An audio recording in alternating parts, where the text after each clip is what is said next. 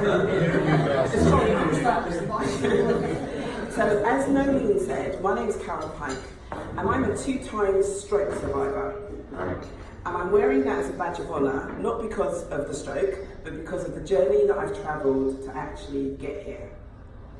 So in 2014, I had my first stroke. It was a right frontal lobe infarct.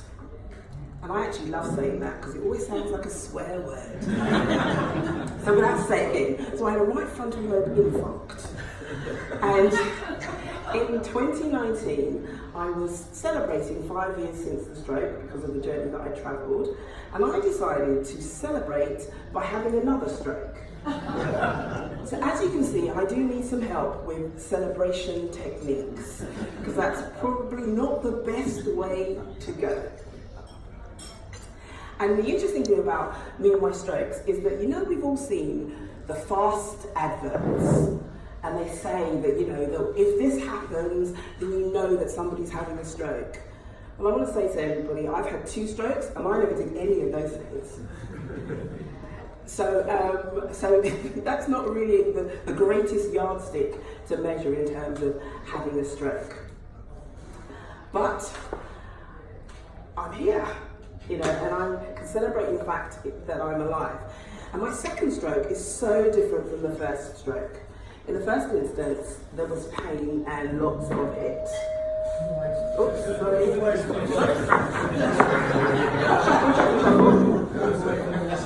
Right. There was pain and there were lots of it. My first stroke was a clot, and my second stroke was a bleed. And they say that only 18% of all strokes are bleeds. So I said to the doctor, very proudly, that I'm in the top set. I'm in the top percentile. And the doctor looked at me, probably with concern, and said, nobody ever thinks like that. And I think at that point, I was very clear that I don't think in the same way as other people think.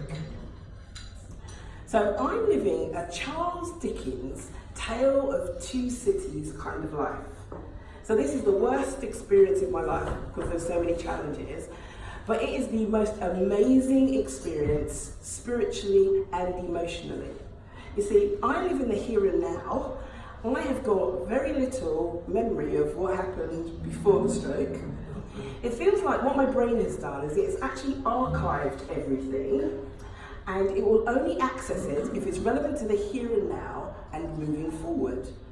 So if it's anything that's going to keep me stuck, it really isn't interested. So I have no frame of reference for fear, worry, anxiety, depression, regrets, none of that. I have quite literally developed a skill to separate facts from emotions. So neither do I live in the past, I don't live in my emotions. So I can have a moment where it feels a bit challenging and oh my gosh, in that moment, but the next moment or the next day, that's in the past, and I'm not holding on to that. In fact, last week, Wednesday, I had a particularly challenging day. And last week, Wednesday evening, I was in my car in tears. It was horrible. I was in tears. And I was asking myself the question, what is the point? If I didn't wake up in the morning, who would care and who would notice?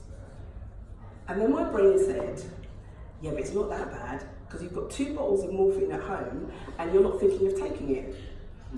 So I'm then sitting in my car laughing because I'm thinking only you in this moment of despair could actually think, actually it can't be that bad. Yes. So now that I've got your undivided attention, I'm going to tell you a little bit of another story. My whole life actually is littered with adventures.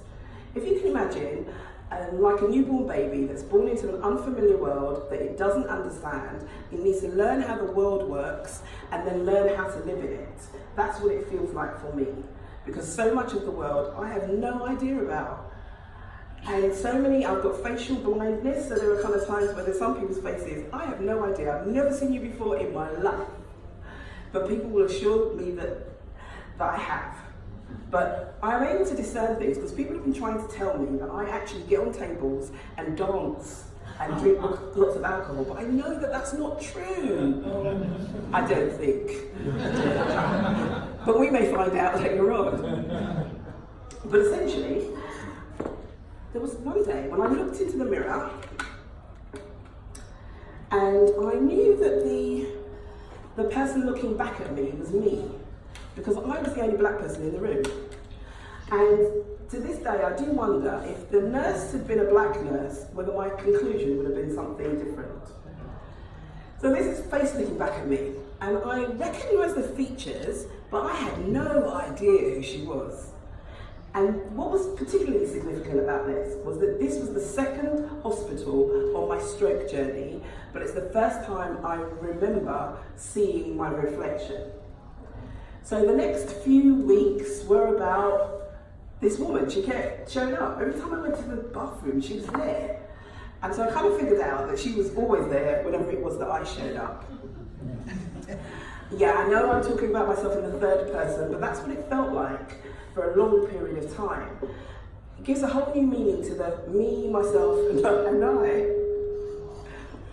So once it was I recognised that she would be there all the time, I then thought, well, it's really kind of important to find out a little bit more about her.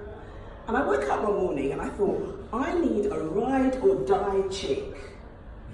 Which is a really interesting thought, because I had no idea what that meant, and I had to ask Google. And essentially, ride or die chick is somebody that will stay with you through thick and thin and will always have your interests at heart. So I realised that that reflection in the mirror was my ride or die chick.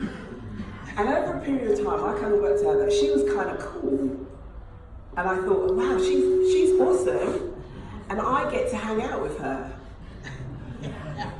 And it was probably at that time that I kind of thought, hold on a minute, if she keeps showing up when I show up, maybe she's me.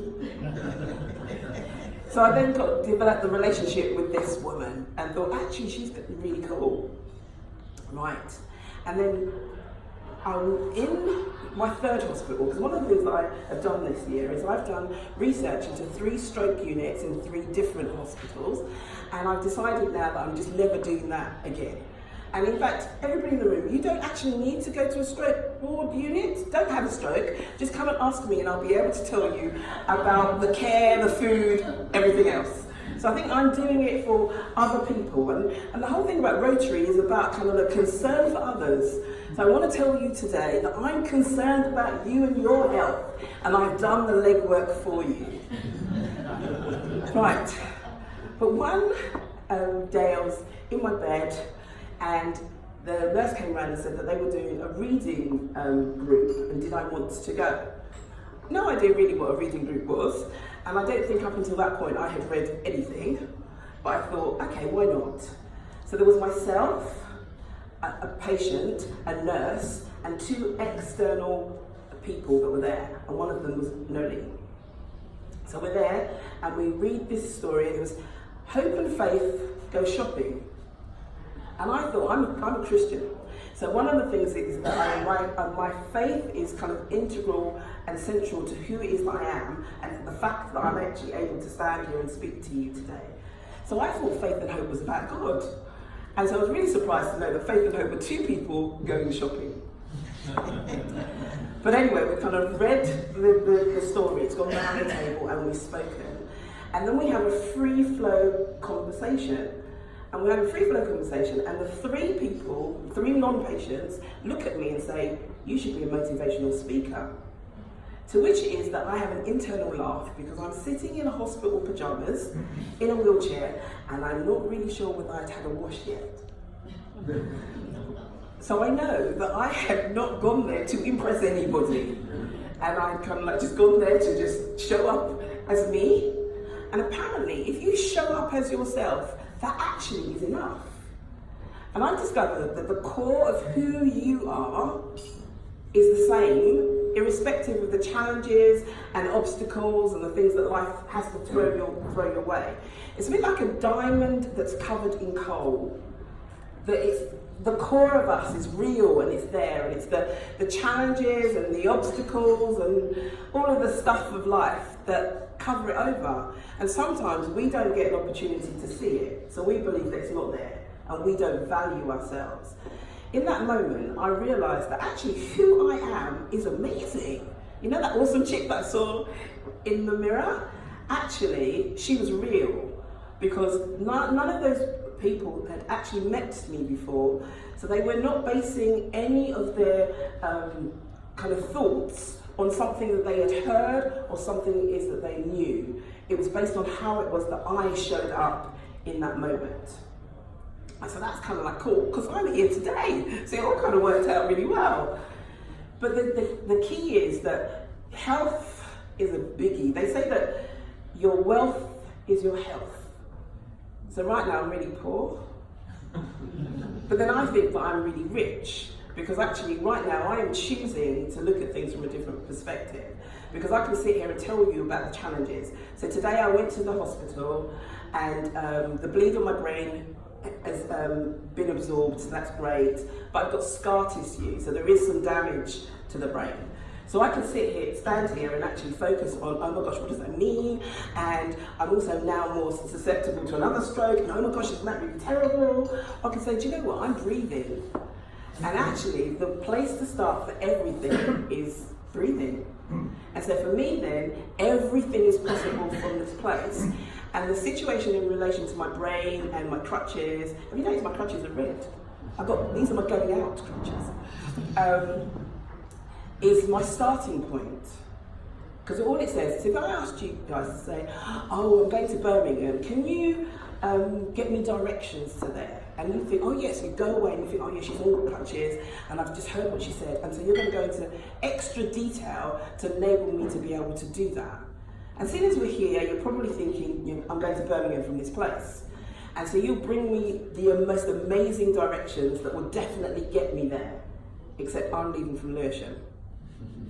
So it doesn't matter how great your directions are, I will never get there. And that's similarly in terms of our kind of situations in life. But sometimes we're trying to chart a course from where it is that we think we should be, where we would like to be, or where we were yesterday. And we wonder, why is it either taking us so long, or it's tripping us up and we're not getting there? It's because we're not taking it from our starting point, wherever it is that it is. And it's neither good or bad, it just is. And because I can now take the labels off, it's easier for me to be able to see, oh, okay, oh, right, so this is where I'm starting from. I don't have to like it, it just is. And therefore I can always operate from that place. In fact, I've travelled more in the UK, probably since I came out of hospital on the 15th of April. I've been to Sheffield, Leeds, East Midlands, Salisbury, and Birchington-on-Sea. I can't actually tell you where any of those places are, but there were specific things that I wanted to do, and the only way to do it was to go to that particular place. And I decided that I was never going to say, I can't do it because I've had a stroke. I was going to say, I don't want to do it because I don't want to do it.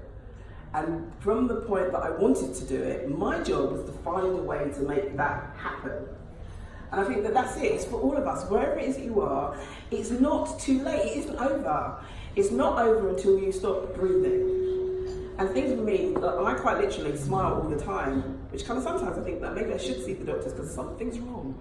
But I think that when I wake up in the morning and I'm smiling, it's because I made it to another day.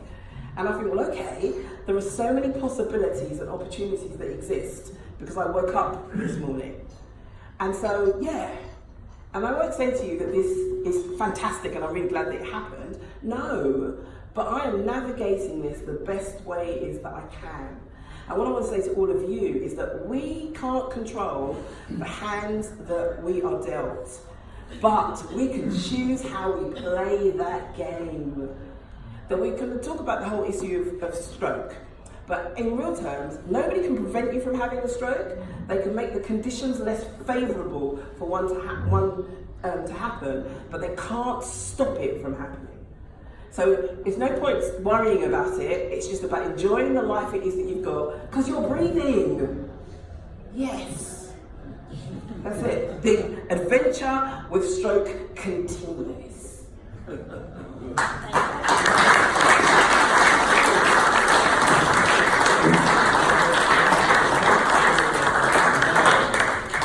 Thank you, Carol. Do we have any questions for Carol?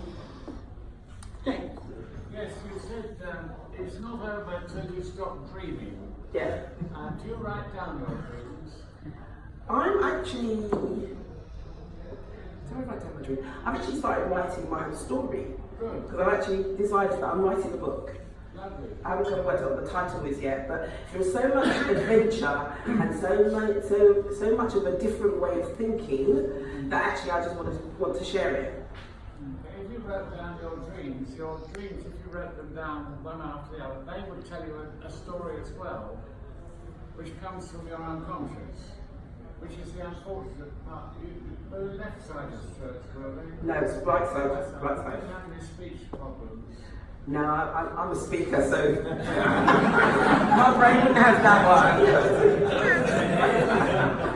Are you left or right-handed? I'm right-handed. Right-handed, okay. Fascinating. But the dreams will tell you a story. I promise you. I've been doing it with my clients for years. Okay. There they are. It's a fascinating journey. Oh yeah, no, it definitely is. Yeah. Thank you. Any more questions? Don't be shy. Well, it's a highly inspirational message that you've given us. Do you not remember anything previous to the first stroke? But what's interesting is that in real terms, I remember bits of the first stroke, but I don't remember a lot since February. Like one of the things that my mother died 24 years ago, and I knew she was dead because she didn't come and visit me.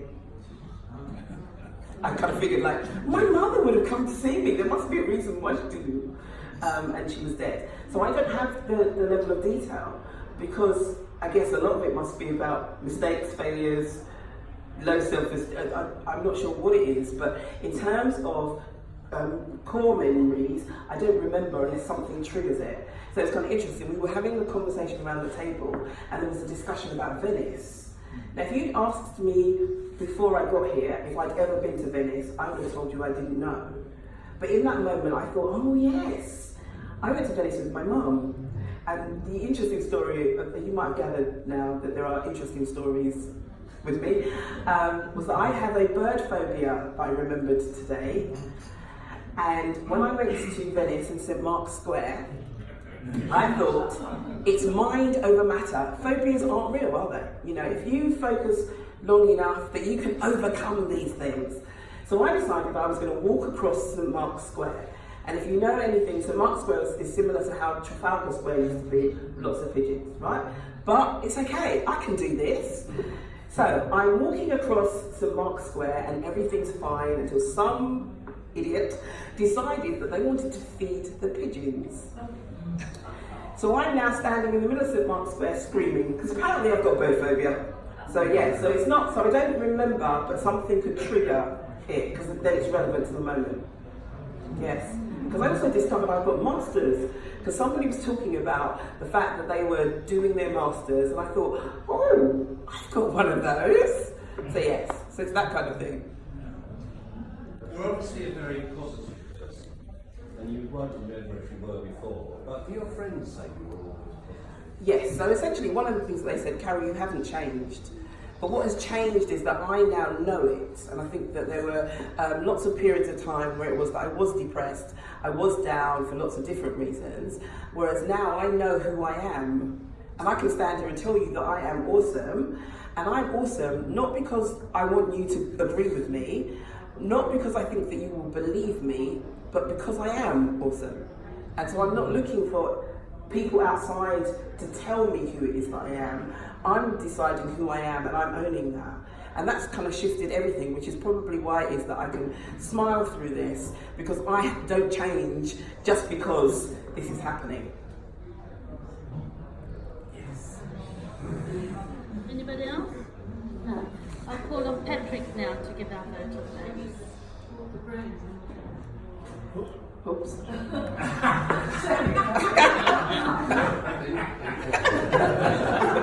Would you like to have your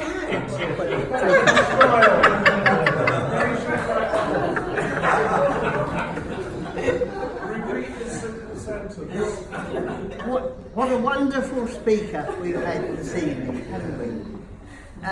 Apart from the fact that I don't know anything about strokes myself, I'm pleased in a way that I wasn't educated in the medical side of it. My sister-in-law, by the way, is chairman of the local stroke group, so she has people together. But what impressed me was the fact of how to cope with it. And in such a positive way. It's inspirational, and thank you so much indeed. I'm sure we all enjoyed it very much. Thank you. Another thing I really like is to have like a group photo, so that I can have a memory to take with me. Yes, but to take it away with you. Yes. Yeah. Oh, keep having memories. Thank you.